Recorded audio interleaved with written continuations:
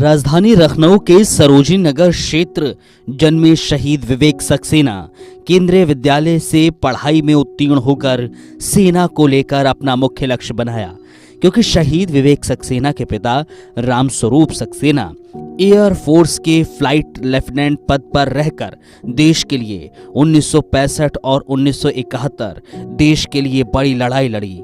उसके बाद विवेक सक्सेना ने अपनी पढ़ाई पूरी करके सेना का दामन थामा। 4 जनवरी सन 1999 खुफिया विभाग इंटेलिजेंस ब्यूरो को उन्होंने ज्वाइन किया।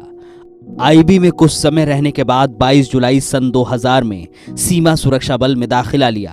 अपने कार्यों से चर्चित मणिपुर में तैनाती के दौरान खतरों के खिलाड़ी के नाम से विख्यात और 2 जनवरी सन 2003 में मणिपुर में आतंकवादियों की घुसपैठ में सेना का ऑपरेशन ज्वाला चलाया, जो 7 दिन तक लगातार युद्ध के दौरान 8 जनवरी 2003 को rocket launcher M80 Chinese missile से विवेक सक्सेना देश के लिए शहीद हो गए।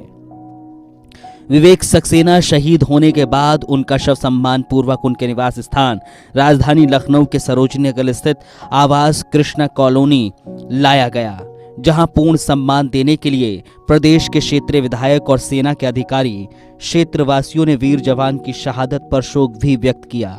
उसी दौरान कृष्णा लोक कॉलोनी में शहीद स्मारक बनाने और सरकार के जरिए तमाम सहायता राशि देने का पूर्णतः आश्वासन भी दिया। शहीद विवेक सक्सेना के पिता रामस्वरूप सक्सेना एक सैनिक होने के नाते सेना का कार्यकाल समाप्त करने के बाद अपने बेटे के शहीद होने के पश्चात स्मारक का अनावरण कराने के बाद 20 अप्रैल 2018 खुद ही दुनिया को अलविदा कह गए।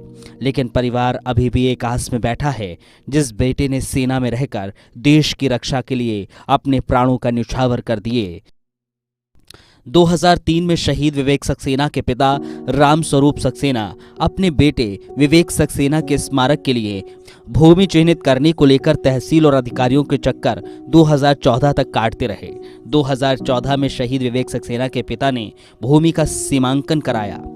अब रहा सवाल स्मारक बनाने का, जो कि सरकार ने इस राशि को मुहैया कराया था, लेकिन परिवार के लोगों ने पैसा इकट्ठा कर विवेक सक्सेना की मूर्ति, वो जो भूमि चिन्हित के लिए की गई थी, उसका घेराव को लेकर कार्य किया, जो 2017 में पूर्ण भी हुआ। 2017 में उत्तर प्रदेश के राज्यपाल राम नाईक के जरिए शहीद विवेक सक्सेना के स्मारक का अनावरण भी किया गया। शहीद विवेक सक्सेना के पिता रामस्वरूप सक्सेना एक सैनिक होने के नाते सेना का कार्यकाल समाप्त है, उसके लिए सरकारी सहायता आखिर कब मिलेगी? वहीं उप जिला अधिकारी सरोजिनी नगर का कहना है, शहीद विवेक सक्सेना के परिवार के द्वारा जमीन और आर्थिक मदद की मांग की गई। 2003 के बाद जो अनुमय राशि है, उसके लिए परिजनों के द्वारा मांग की गई थी। उसमें तहसील स्तर से जो भी भूमि के लिए है, उसके लिए वो लखनऊ में रहने वाले हैं या नहीं, और उन्हें लखनऊ में भूमि दी जा सकती है या नहीं, एक मार्गदर्शन मांगा गया है। अभी तक वो मार्गदर्शन प्राप्त नहीं हुआ। जैसे ही मार्गदर्शन प्राप्त होगा, उसके अनुसार परिजनों को सहायता दे दी जाएगी। शहीद विवेक सक्सेना की मां सावित्री सक्सेना का कहना है कि पिछले करगिल दिवस और पुलिस दिवस पर एसडीएम सरोजिनी नगर के जरिए 10 दिनों का आश्वासन दिया गया, लेकिन हमारी समस्या का निवारण नहीं हुआ। इसलिए हताश होकर अब हम फिर से अनिश्चितकालीन धरने पर बैठे हैं। जब तक हमारी समस्या का निवारण नहीं होगा, धरने से नहीं उठेंगे। कल सरोजिनी नगर एसडीएम आए थे, 7 दिन का समय मांग रहे थे, धरना खत्म कर दीजिए, लेकिन हमारा यही कहना है, जब तक हमारी समस्या का समाधान नहीं होगा, हम धरना समाप्त नहीं करेंगे। लखनऊ से रोहित दीक्षित, डीबी न्यूज।